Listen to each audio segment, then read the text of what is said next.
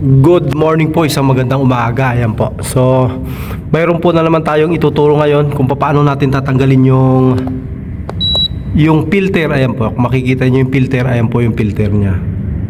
May nakasulat po dyan na filter. Ang pangit pala ng kamay ko. Yoks.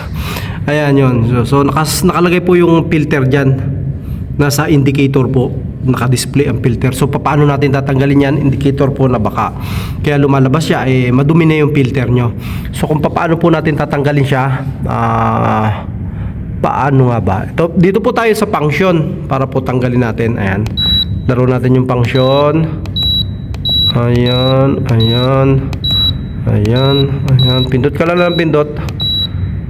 Okay, at gagawin po nating 00. Pagka 00 na po yan, tapos enter. Ayan. So, ibig sabihin po, yung filter niya na lumalabas dito sa display, na-cancel na po natin. Ganun lang po yon. So, ibabalik na naman po natin kung gusto nyo ibalik yon. Kasi baka yung mga bata, ayan, 01 tapos enter. Ayan. Andyan na po ulit yan. Okay. Ayan na po yung filter.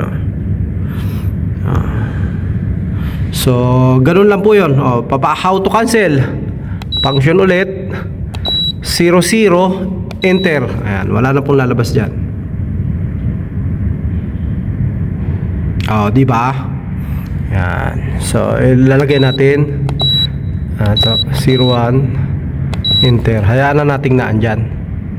Ayan po. So, yan po yung naituro natin. How to cancel filter. Ayan po. So, isang magandang araw po. Ayan. So, yun po yung tinuro natin kung paano. Kung minsan kapipindot ng mga bata na i-enter yung filter na yun. And then, pagka talagang madumi na, lalabas yun. Yan. Maraming salamat po at God first.